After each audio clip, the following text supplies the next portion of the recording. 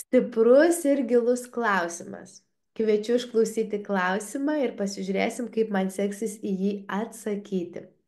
Ar galima ir kaip suprasti, ar mano vyras yra man skirtas žmogus? Juk mokomės čia, kad keisdamos save keičiame savo aplinką. Taip. Taigi, pakeisdama save aš galiu bet kokius santykius padaryti man malonius. O jei jis nėra man skirtas žmogus šiame gyvenime, kaip atskirti? O gal nėra svarbu, su kuo susitinkame gyvenime ir reikia kreipti dėmesį tik į save? Labai daug klausimų viename, labai gilu, stipru ir pradėkim. Pirmiausia, ar mes atėjome čia mokytis augti ir tapti savęs pačia geriausia versija kaip moteris? Taip, vienareikšmiškai. Ar mes besikeisdamos įtakojame savo aplinką? 150%? Taip. O ką daryti, jeigu galbūt jis nėra mano žmogus? Tai pirmiausia, nereikėtų apie tai galvoti, kol nepradėjau savo kelionės pažinti savo moteriškumą. Kai esu pradėjusi savo kelionę ir esu tam tikrame etape, gali atsitikti taip, kad aš pamatau, jog aš noriu kitokių santykių kokybės. Ir jeigu šis žmogus nėra man skirtas ir aš jau tiek paaugau, mano aplinkoje kažkaip tai atsiras naujas žmogus. Arba aš tiesiog vidumi su ramybe pajusiu, kad laikas šitiems santykiams užsibaigti. Ir tai nebebus skausmo, nebebus prisirišimo prie to, kokią istoriją sukūrėm kartu. Tiesiog tai bus mano naujoji aš.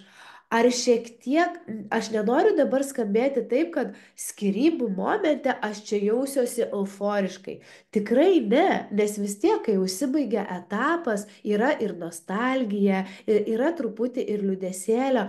Tačiau ateis tikrumas ir grinumas, kad aš noriu būti ištikima savo ir savo vizijai, kad aš renkuosi visiškai kitokią kokybę, kurią matau čia, neįmanoma sukurti.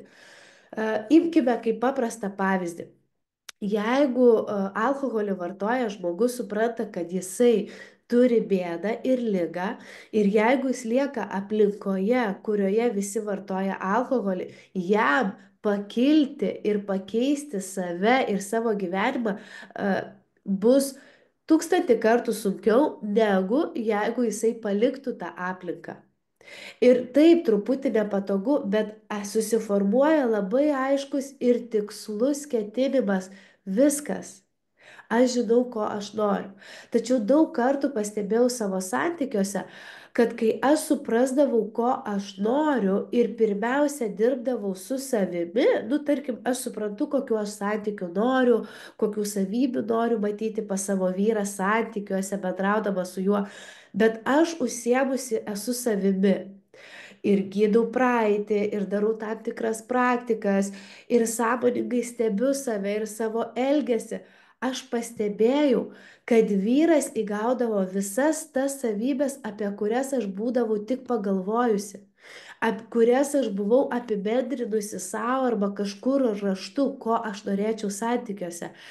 Ir esu ne kartą pasakius, jeigu ateis laikas, ir beje mačiau ir vedžiau ne vieną moterį, kai moteris pati pasikeičia iki tam tikro lygio, atsiranda ir kita aplinka.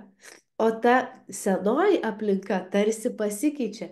Yra buvęs variantas, kai vyras tiesiog susideda tašę ir išvažiuoja iš namų ir apsigyvena kitame mieste dėl darbo. Taip susidėlioja. Bet iš tikrųjų tai yra dėl kitos aukštesnės priežasties. Yra buvę, kai tiesiog atrodo draugam, čia viskas faina, bet ima ir pasikeičia, kai moteris sudėlioja tiksliai, ko ji nori. Tai kaip atskirti, pirmiausia, užsiimti savimi ir tada viskas tampa aiškiau. Kai moteris yra moteriškoje energijoje, ji puikiai ir visiškai kitokiu kampu mato viską, kas vyksta jos aplinkoje ir jos gyvenime. Ir pasikliaudama savo intuiciją, ji gali daug lengviau viską atskirti. Bet čia atsakymas yra grįžti į save.